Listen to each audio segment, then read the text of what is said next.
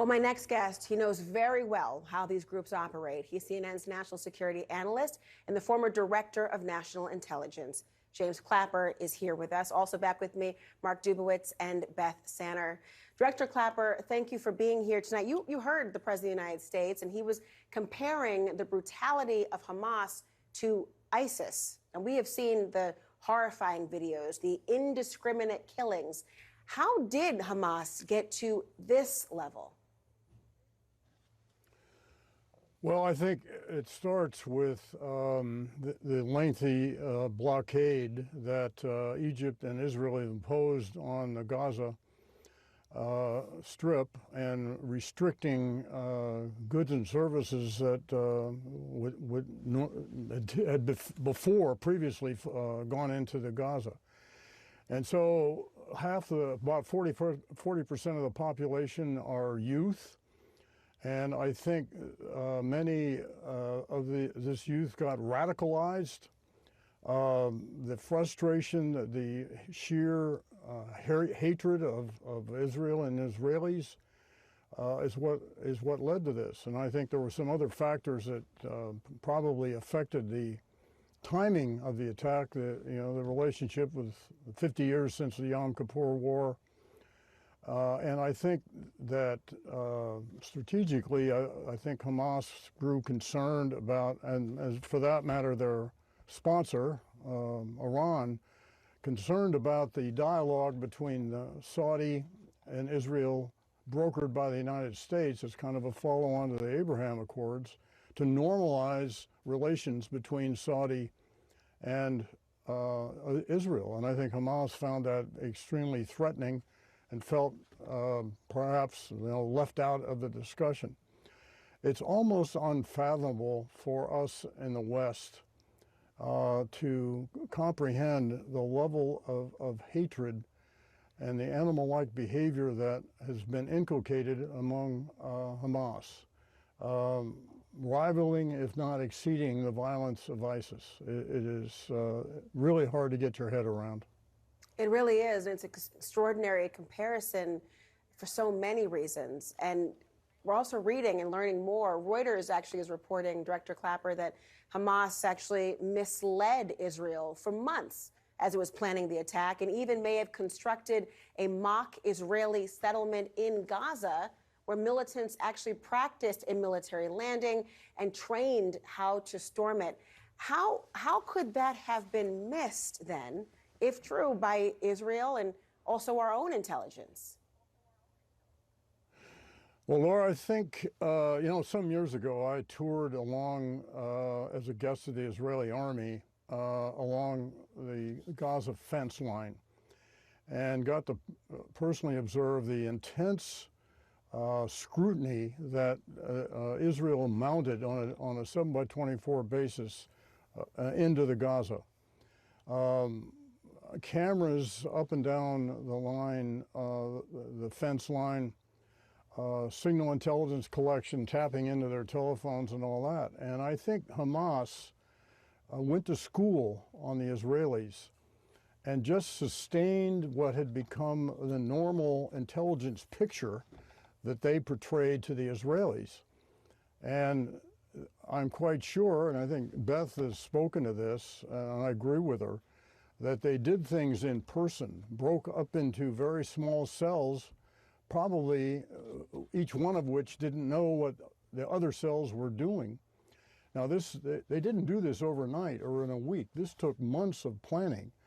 And as a result of taking advantage of this normalcy, the normal patterns that they had exhibited, and then sub rosa, clandestinely, were planning and training for such a mission.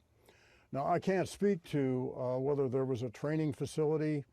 There could have been, I suppose, and the Israelis, it would appear, if there was one, missed it.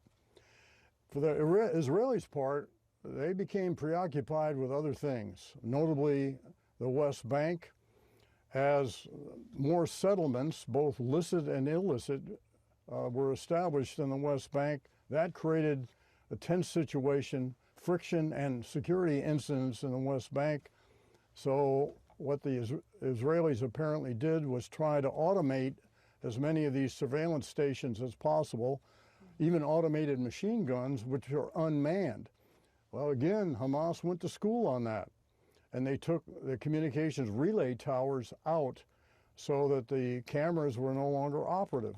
And then that enabled them to use bulldozers, low tech but effective, to penetrate along the Gaza line in about 30 places. Now, I think the fighters they sent, and again, this gets to their fanaticism, were undoubtedly on a suicide mission. I don't believe, I have to believe they understood they probably wouldn't survive penetrating into Israeli territory. Now, this is me, guessing right now, speculating, theorizing, as are others. Sure. At some point, I'm quite sure the Israelis are going to conduct a very thorough post-mortem of what occurred here. But for now, Director Clapper, it's obviously about survival and trying to get back the more than 100 to 150 hostages that are being held as well. Thank you so much for lending us your expertise. We're going to come back to our panel as well and dive a little deeper into what can be described as the fracturing and also trying to focus on what has happened in the region and how it could have been perhaps diversified in such a way that intelligence might not have been able to intercept appropriately. I do have my panel here, and I think it's important. We just spoke to Director Clapper formally, and he was talking about how he believes Hamas became akin to ISIS, as President Biden had described. He spoke about, as one part of it, the blockade as one of the factors behind radicalization of a population that is now 40% youth in Gaza. You disagree with that assessment. Tell me why. Well, I want to put it in a broad historical context and explain why there's a blockade of Gaza. Hamas took over Gaza after the Israelis withdrew every soldier, every citizen, every grave. And Hamas had an opportunity to build a decent society. They actually, it was a bitter Palestinian civil war where they actually killed and threw Palestinians off rooftops and shot them in the knees. Hamas takes over, and Hamas then begins to use the borders to bring in weapons and brings in concrete that you would hope they'd use to build hospitals and schools like any governing authority would. Instead, they build terror tunnels they used to move weapons and fighters into Israel. And so this is why Egypt and Israel imposed the blockade. But Hamas was founded in the 1980s, and its founding charter explicitly calls for the extermination of Israel. And I can tell her, I lived there in the 1980s, the 1990s. I remember Hamas suicide bombings, where Hamas terrorists strapped suicide belts and walked into schools and cafes and discos and slaughtered Israeli children. So Hamas slaughtering Israeli children and women is not a new phenomenon, and it has nothing to do with the blockade. It has everything to do with Hamas's founding ideology, and it's been 35 years of slaughter of Jews that Hamas has undertaken.